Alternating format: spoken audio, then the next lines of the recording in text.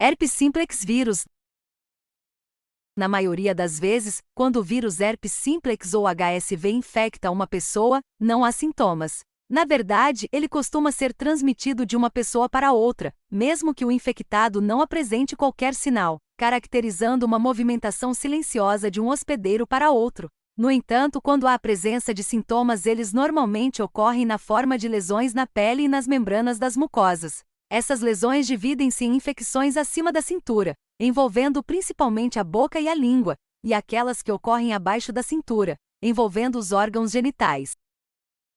Existem dois tipos de vírus que causam o herpes, HSV1 e HSV2, ambos fazem parte de uma grande família de vírus envelopados de DNA fita dupla, a família Herpesviridae. De modo geral, o HSV1 tende a causar infecções acima da cintura e o HSV2 tende a causar infecções abaixo da cintura, mas há muitos cruzamentos porque ambos podem causar os dois tipos de infecções.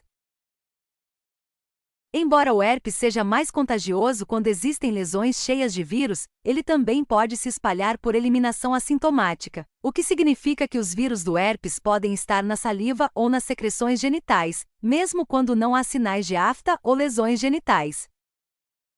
Normalmente, quando o vírus do herpes atinge um novo hospedeiro, ou seja, uma pessoa que nunca teve herpes antes, ele entra por pequenas fissuras na pele ou na mucosa e se liga aos receptores das células epiteliais, fazendo com que essas células o internalizem. Uma vez dentro da célula, o vírus inicia o ciclo lítico, que é onde seu DNA é transcrito e traduzido por enzimas celulares. Essas enzimas ajudam a formar proteínas virais que darão origem a novos vírus. Ao juntar todas as suas partes, eles saem e infectam células epiteliais vizinhas. O HSV1 e o HSV2 também infectam neurônios sensoriais próximos e viajam pelo seu axonil até o corpo celular para iniciar o ciclo latente. Os neurônios sensoriais da face têm seus corpos celulares no gânglio trigeminal e aqueles ao redor da genitália estão localizados no gânglio sacral. São nesses locais que o vírus do herpes se instala para o resto da vida. Apesar da infecção, os neurônios sensoriais não são destruídos. Em vez disso, eles se tornam um lar permanente para o vírus do herpes e de tempos em tempos, o vírus faz algumas cópias de si mesmo e envia essas partículas virais de volta ao axonil para que elas sejam liberadas e infectem as células epiteliais.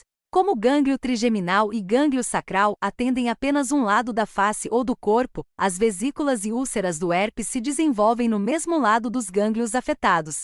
Isso pode acontecer repetidamente ao longo da vida de uma pessoa, sendo os gatilhos clássicos coisas como estresse, danos à pele e doenças virais. Os episódios recorrentes geralmente são menos graves que a infecção primária e, às vezes, não apresentam nenhum sintoma. Quando há sintomas, pode haver uma sensação característica de formigamento ou queimação, chamada pródromo, 1 ou 2 dias antes do aparecimento das bolhas.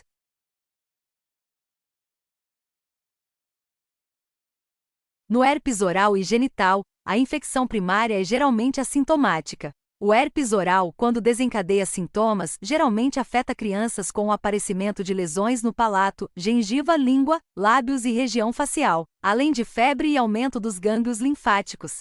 As lesões em si são tipicamente aglomerados de bolhas pequenas, dolorosas, cheias de líquido, formando feridas que eventualmente cicatrizam após algumas semanas. Em crianças maiores e adultos, um sintoma comum é a faringite. Na maioria das vezes, como na infecção primária, a reativação não causa nenhum sintoma, mas quando causa, o padrão mais comum é um punhado de bolhas na borda vermelha, a borda do lábio, em um lado do rosto. Essas bolhas são geralmente menores e cicatrizam em uma semana.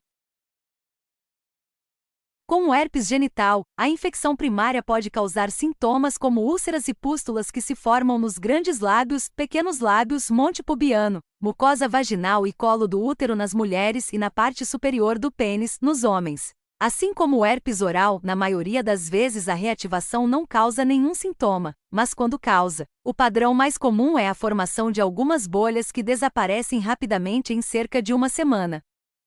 Além das infecções orais e genitais, o HSV também pode afetar outras áreas. Quando afeta a ponta do dedo ou leito unguial, é chamado de paraníquio herpético e pode acontecer se o dedo esfregar contra uma lesão ativa ao redor da boca ou área genital. Uma vez que afeta a ponta do dedo, também é fácil ser transportado para outras áreas do corpo para espalhar a infecção, um processo chamado autoinoculação. O HSV às vezes pode envolver o tronco, as extremidades ou a cabeça, um padrão comum entre os lutadores porque eles têm muito contato pele a pele. Esse tipo é chamado de herpes gladiatorum. Indivíduos com queimaduras ou com dermatite atópica podem ter infecções realmente graves por herpes nessas áreas. Esse tipo de manifestação é conhecido como eczema herpético. O HSV também pode afetar os olhos, causando ceratoconjuntivite, que é uma inflamação da córnea e da conjuntiva. Além dos sintomas de conjuntivite que são dor, vermelhidão, lacrimejamento e sensibilidade à luz, pode haver alguns sinais clássicos de envolvimento da córnea, como visão embaçada e uma lesão dendrítica ramificada que se parece um pouco com os dendritos em forma de árvore de um neurônio, que acontece na própria córnea, e esse padrão é clássico para infecção por herpes. Em casos raros, os vírus do herpes podem se espalhar para o sistema nervoso central e causar meningite ou encefalite, geralmente afetando o lobo temporal, em indivíduos de todas as idades. Isso pode acontecer a partir de uma infecção primária, mas é mais comum durante a reativação, quando parte do vírus pode escapar para a corrente sanguínea e atingir o cérebro. Quando há envolvimento cerebral, uma punção lombar geralmente apresenta achados específicos, como aumento de glóbulos vermelhos, aumento de glóbulos brancos e níveis elevados de proteínas. Existem também algumas alterações na tomografia computadorizada, ressonância magnética e eletroencefalograma que podem ajudar a fazer o diagnóstico. O HSV também pode passar da mãe para o bebê. Em vez de causar uma infecção congênita enquanto o feto está no útero, a maior parte da transmissão ocorre no nascimento, quando o bebê entra em contato com as secreções vaginais maternas infectadas durante o parto. O HSV neonatal causa 3 padrões diferentes de doença, cada um ocorrendo cerca de 1/3 das vezes.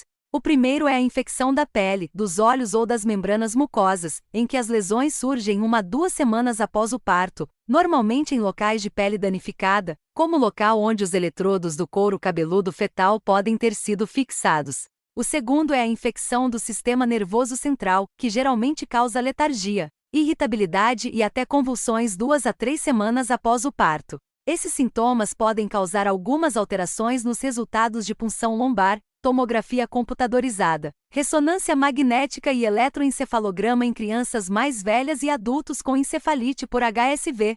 Se não forem tratados, tanto o primeiro como o segundo tipo podem transitar para o terceiro tipo, que é a infecção disseminada, onde o vírus do herpes causa sepse e falência de vários órgãos, incluindo o coração e o cérebro. O HSV pode causar sintomas únicos em indivíduos imunocomprometidos que tendem a ter reativações mais frequentes, sintomas mais graves e uma gama mais ampla de sintomas, como lesões no esôfago ou nos pulmões. O herpes geralmente pode ser diagnosticado com base na aparência das lesões da pele ou das membranas mucosas e pode ser confirmado com testes que procuram DNA viral, como a reação em cadeia da polimerase, teste de antígeno e anticorpo ou pelo cultivo do vírus em uma cultura de células. Embora as infecções normalmente desapareçam sem tratamento dentro de algumas semanas, existem medicamentos antivirais como a ciclovir, fanciclovir e valaciclovir que podem ser usados topicamente ou sistemicamente para reduzir a dor e acelerar a cura. Para episódios recorrentes, esses tratamentos geralmente funcionam melhor se forem tomados quando a fase de pródromo começa, em outras palavras, antes que as bolhas se desenvolvam. As altas doses de antivirais intravenosos podem ser administrados em situações mais graves ou de risco de vida.